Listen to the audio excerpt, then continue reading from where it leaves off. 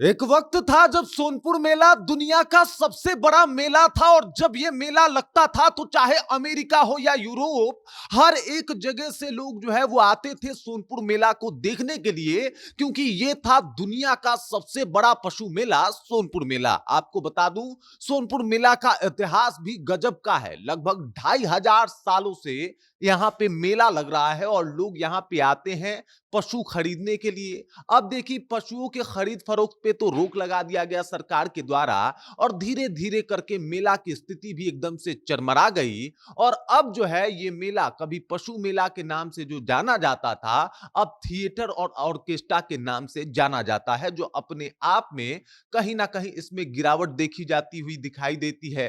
अब जब से सम्राट चौधरी ने सोनपुर को गोद लिया है, तब से लोग कह रहे हैं कि भाई साहब, सोनपुर मेला का गौरव जो पुराना वाला था वो लौट जाएगा क्या, सब कुछ बेहतर हो जाएगा क्या?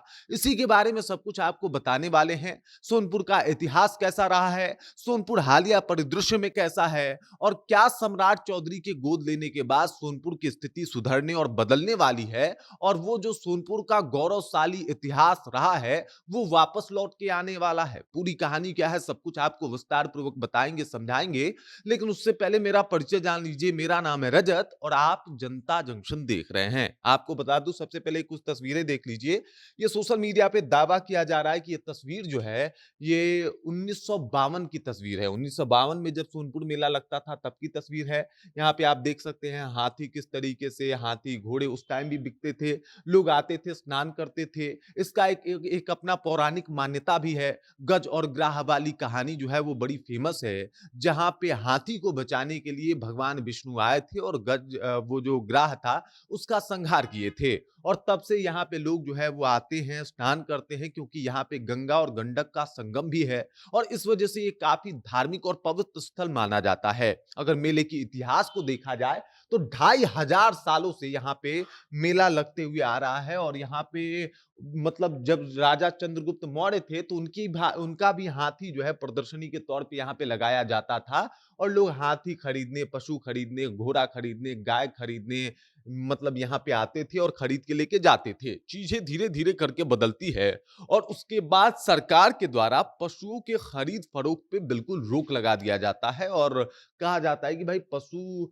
को इस तरीके से ना खरीदा जा सकता है और ना बेचा जा सकता है। उसके बाद चीजें एकदम से बदल जाती है। मतलब जिस चीज के लिए पहले सोनपुर मेला प्रसिद्धि पा रहा था, अचानक से वो रुक जाता है। लेकिन मेला तो मेला है, मेला उसके बाद भी लगते हैं और फिर सोनपुर मेला का इतिहास एकदम से बदल जाता है, क्योंकि जो सोनपुर मेला पशुओं के लिए जाना जाता था, जो सोनपुर मेला पौराणिक मान्यताओं के लिए जाना जाता था, जो सोनपुर मेला गज और ग्राह की लड़ाई के लिए जाना जाता था, जो सोनपुर मेला चंद्रगुप्त मौर्य के लिए जाना जाता था, वो अचानक से उसका इतिहास बदलता है और फिर जाने जाने लगता है वो ऑर्केस्ट्रा और थिएटर के नाम से। उसके बाद वहां पे जबरदस्त डांस, थिएटर में डांस और अश्लील अभद्र गानों का बजना, लगातार अश्लील और अभद्र तरीके से डांस स्टेप करना, ये सब इतना फेमस होता है कि भाई आज के रील में भी वहां के कुछ आपको ऐसे दृश्य दिखाई दे जाते होंगे और आपको पता चलता होगा कि भाई सोनपुर में अब क्या हो रहा है।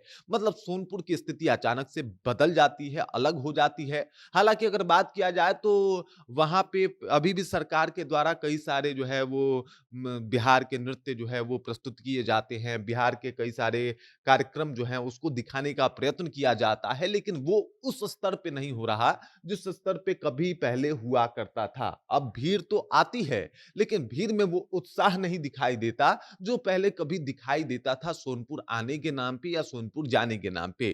चीजें बिल्कुल बदल गई। मतलब सोचिए कि एक वक्त पे जहां पे अमेरिका, यूरोप, यहां तक कि बात किया जाए तो उसके आगे फ्रांस और ब्रिटेन से भी लोग आया करते थे। चीजें बिल्कुल बदल जाती है और उसके बाद लोग बहुत कम मात्रा में आते हैं। एक वक्त था जब सोनपुर अपने अंदर इतिहास का गौरव समेटे हुए था, लेकिन अब चीजें इतनी बदली कि भाई साहब, सरकार भी बस वहां पे कार्यक्रम करवा रहा है, ना उसको उसमें ज्यादा इंटरेस्ट है और ना ही सोनपुर को ज्यादा बढ़ाने के लिए जो है उसके लिए कुछ और प्रयास किए जा रहे हैं। लोगों का तो यह भी कहना है कि नीतीश कुमार का ध्यान राजगीर से हटे तो शायद उनको सोनपुर दिखाई दे कि भाई साहब, इतना बड़ा गौरवशाली एक इतिहास किस तरीके से धीरे धीरे करके चरमराता हुआ समाप्त हो रहा है। लेकिन नीतीश कुमार राजगीर और नालंदा से बाहर निकल ही नहीं पा रहे हैं। लेकिन आज जब सम्राट चौधरी ने सोनपुर को गोद लिया तो लोगों के मन में सवाल आया कि क्या वो गौरव सोनपुर का लौटने वाला है?